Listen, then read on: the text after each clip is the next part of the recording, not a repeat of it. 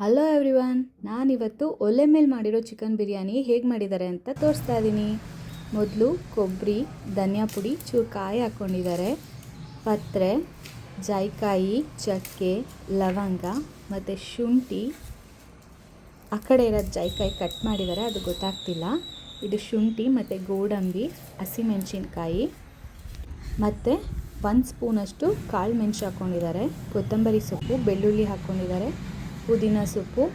ಈಗ ಇದನ್ನು ನಾವು ಗ್ರೈಂಡ್ ಮಾಡ್ಕೊಳ್ಳೋಣ. ನೋಡಿ, ಪೇಸ್ಟ್ ಆಗಿದೆ. ನೆಕ್ಸ್ಟು ಒಗ್ಗರಣೆಗೆ ಈರುಳ್ಳಿ ಮತ್ತು ಟೊಮೆಟೊನ ಹಚ್ಕೊಂಡಿದ್ದಾರೆ. ಈಗ ನೋಡಿ, ನಮ್ಮ ಒಲೆ ಮತ್ತು ಎಣ್ಣೆ ರೆಡಿಯಾಗಿದೆ. ಎಣ್ಣೆ ಕಾಯ್ತಾ ಇದೆ.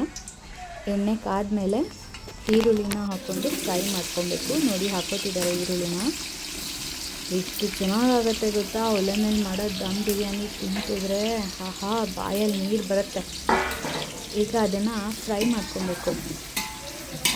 ಈರುಳ್ಳಿ ಗೋಲ್ಡನ್ ಕಲರ್ ಬರೋವರೆಗೂ ಫ್ರೈ ಮಾಡ್ಕೊಬೇಕು. ನೋಡಿ, ಫ್ರೈ ಆಗ್ತಾ ಇದೆ. ಇನ್ನೊಂಚೂರು ಆಗಬೇಕು ಅಂದರೆ ದೊಡಮ್ಮ ಆಯಿತು. ಅದು ಫ್ರೈ ಆದಮೇಲಿಂದ ನೆಕ್ಸ್ಟ್ ಏನು ಹಾಕೋತಾರೆ ಇವರು? ಚಿಕನ್ ಹಾಕೋತಾರೆ. ನೋಡಿ, ಚಿಕನ್ ಹಾಕೊತಾ ಇದ್ದಾರೆ. ಚಿಕನಲ್ಲಿರೋ ನೀರೆಲ್ಲ ಹೋಗಬೇಕು, ಸುಮ್ಮಬೇಕು ಅಂತ ಅದಕ್ಕೆ ಉಪ್ಪು ಹಾಕೋತಾರೆ. ಚಿಕನ್ ನೀರು ಬಿಡಬೇಕು ಅಂತ ಅಂದರೆ ಉಪ್ಪು ಹಾಕ್ಕೋಬೇಕಂತ, ಆವಾಗ ಬೇಗ ಬಿಡುತ್ತೆ ಅಂತ ಹೇಳ್ತಾರೆ. ನೋಡಿ, ಉಪ್ಪು ಹಾಕ್ಕೊಂಡು ಎಲ್ಲ ತಿರ್ಗಿಸ್ಕೊತಾ ಇದ್ದಾರೆ. ನೆಕ್ಸ್ಟು ಟೊಮೆಟೊ ಹಾಕ್ಕೊಂಡು, ಟೊಮೆಟೊನು ಚೂರು ಬೇಯಬೇಕು, ಲೈಟಾಗಿ ಬೇಯಬೇಕು. ಅದನ್ನು ಹಾಕ್ಕೊಂಡು ಚೆನ್ನಾಗಿ ತಿರುಗ್ತಿದ್ದಾರೆ. ಒಲೆ ಮೇಲೆ ಮಾಡೋ ಅಡುಗೆ ಎಷ್ಟು ಚೆನ್ನಾಗಿರುತ್ತೋ ಅಷ್ಟೇ ನೋಡಿ, ಮಸಾಲೆ ಎಲ್ಲ ಹಾಕ್ಕೊಂಡಿದ್ದಾರೆ. ಮಸಾಲೆ ಬೇಯ್ತಾ ಇದೆ. ಈಗ ಅದಕ್ಕೆ ಏನು ಕ್ವಾಂಟಿಟಿ ಬೇಕೋ ಅದು ನೀರು ಹಾಕಿ ಅಕ್ಕಿ ತುಂಬಬೇಕು. ನೋಡಿ, ನೀರು ಹಾಕ್ಕೊಂಡಿದ್ದಾರೆ.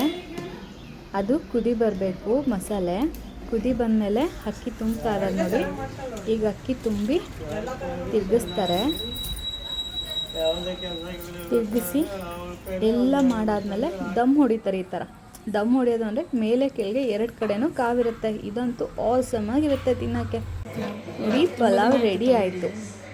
ನೀವು ಒಂದ್ಸಲ ಒಲೆ ಇದ್ದರೆ ಟ್ರೈ ಮಾಡಿ. ಸ್ಟವ್ ಮೇಲೆ ಮಾಡೋ ಬಿರಿಯಾನಿಗಿಂತ ಒಲೆ ಮೇಲೆ ಮಾಡೋ ಬಿರಿಯಾನಿ, ಎಸ್ಪೆಷಲಿ ದಮ್ ಬಿರಿಯಾನಿ, ತುಂಬ ಅಂದರೆ ತುಂಬ ಚೆನ್ನಾಗಿರುತ್ತೆ. ಊರುಗಳಲ್ಲಂತೂ ಇದ್ದೇ ಇರುತ್ತೆ. ಒಂದ್ಸಲ ಟ್ರೈ ಮಾಡ್ಬೋದು ಅಂತ ಅನ್ಕೋತೀನಿ. ನೋಡಿ, ಮಾಡಿ ಇಷ್ಟ ಆದರೆ ಲೈಕ್, ಶೇರ್, ಕಮೆಂಟ್ಸ್ ಮಾಡೋದನ್ನು ಮರಿಬೇಡಿ.